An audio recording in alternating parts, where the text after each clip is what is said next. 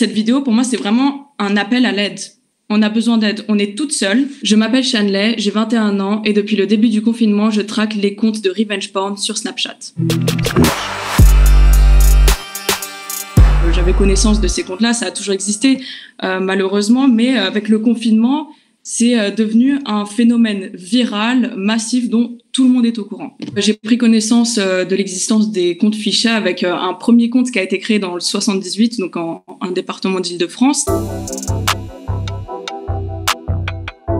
Ce compte, du coup, il divulguait des photos de jeunes filles. Ma petite sœur, elle est dans un lycée dans ce département-là. Du coup, moi, je me suis tournée vers ma petite sœur et je lui ai dit, il y a pas quelque chose qu'on peut faire pour que la honte puisse changer de camp et pour qu'on puisse lutter. Et elle me dit, mais en fait, c'est devenu banal. On a l'habitude et si on parle, on se fait frapper. J'ai contacté les services de protection de l'enfance qui m'ont donné des liens de signalement. Ils m'ont aussi demandé d'envoyer des captures d'écran de ces comptes. Sauf que le lendemain matin, en fait, je me suis réveillée avec plein de notifications et ma petite sœur qui me dit, en fait, maintenant, il y a des comptes créés pour chaque département.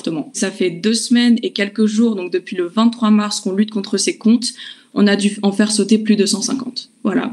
Aujourd'hui, il y a des comptes qui continuent à s'accumuler. Sur Snapchat, un peu moins, mais sur Telegram, ça devient viral. Le plus gros compte a une communauté qui s'élève à 232 000 membres. Et en 2 jours, il y a eu 15 000 personnes qui se sont rajoutées à la conversation. Ce qu'ils font, c'est qu'ils se sont transférés sur Telegram, où ça devient vraiment massif. Mais en plus de ça, pour brouiller les pistes, ils vont opter pour des nouveaux noms. Ça devient de plus en plus difficile de s'infiltrer et d'essayer de faire bugger leur plateforme. Ce qu'on a remarqué depuis quelques jours, c'est qu'il y a des liens vers des sextapes qui circulent, des sextapes qui sont payantes. Et en fait, ils disent sur ces sextapes qu'il y a des jeunes filles mineures qui apparaissent dessus. On a remarqué aussi qu'il y avait des comptes sur Snapchat créés qui n'étaient pas gratuits, qui étaient payants. Donc, par exemple, ils demandent un virement de 5 ou 10 euros en échange du nom du compte et en échange des nudes qui sont postés dessus. Comment ils obtiennent ces nudes? C'est tout simplement parce qu'on leur envoie ces nudes. C'est un ex qui va envoyer les nudes de son ex et qui va les envoyer à ce compte. Voilà, donc c'est typiquement le schéma du revenge porn. On ne connaît pas l'identité des personnes qui sont derrière ce compte, mais d'après notre enquête, en fait, on pense que c'est un groupe de mecs qui créent ces comptes et qui l'alimentent donc de photos et en mettant en danger justement des centaines de jeunes filles. De là, j'ai créé un thread sur Twitter où j'ai résumé les différents sites de signalement qui existaient. J'ai aussi mis un petit rappel à la loi où j'ai écrit les peines encourues, le fait qu'il y a du revenge porn, par exemple, du cyberharcèlement, il y a aussi des menaces qui sont faites. J'ai essayé de convaincre les filles à déposer plainte. Suite à ça, ce qu'on a fait, c'est qu'on a créé une conversation sur Instagram et une autre conversation sur Twitter. Chaque jour, on s'envoie une liste des comptes encore actifs. On signale ces comptes, bien évidemment, sur les plateformes directement, donc Telegram et Snapchat, également sur les sites comme Pharos, donc le site du ministère de l'Intérieur. On les signale également auprès de NetÉcoute, donc le service de protection de l'enfance. Il y a aussi des chats avec la gendarmerie qui sont ouverts 24 heures sur 24 qui sont disponibles. Et on a aussi développé une nouvelle technique, c'est la technique des flouds.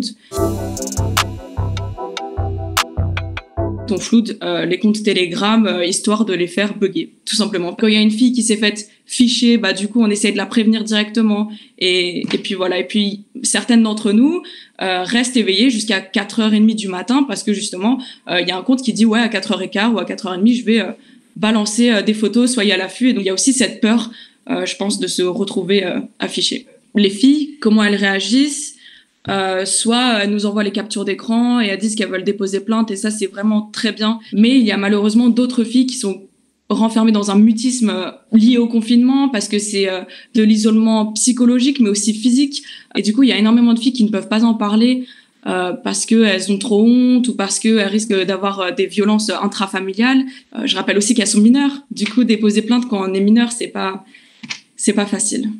Moi, ce qui me révolte le plus, c'est les messages sur les réseaux sociaux qui banalisent ce qui se passe en disant que c'est bien fait pour elles, comme quoi ce sont des traînées. Et ce qui me révolte le plus, c'est le fait que les réseaux sociaux sont utilisés comme des outils de domination par les garçons et les hommes en cette période de confinement. Que vous soyez victime ou témoin, il faut signaler sur la plateforme qui héberge ce compte. Vous pouvez également copier-coller le lien dans la plateforme Pharos, le site de signalement du ministère de l'Intérieur. Ce que je recommande si vous êtes victime, c'est surtout de prendre un maximum de captures d'écran. C'est super important parce que c'est des preuves. Vous pouvez déposer plainte en ligne ou sinon directement au commissariat. Le confinement ne change absolument rien. Un policier n'a pas le droit de refuser votre plainte. Pour les victimes mineures, qui n'osent pas en parler ou qui ont peur de déposer plainte, je leur conseille vraiment de contacter la plateforme NetÉcoute. Vous pouvez aussi leur envoyer un mail. Elles ont aussi un chat avec la gendarmerie, la brigade numérique, que vous pouvez contacter 24 heures sur 24. Là, cette vidéo, pour moi, c'est vraiment un appel à l'aide.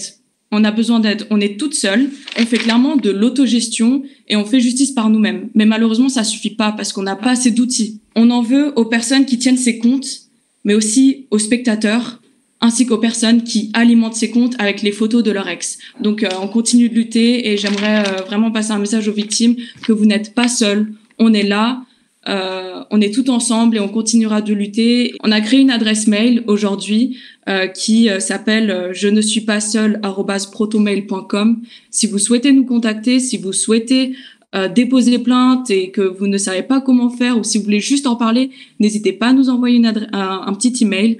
Nous, on est directement en contact avec l'avocate en charge de l'affaire et on vous aidera.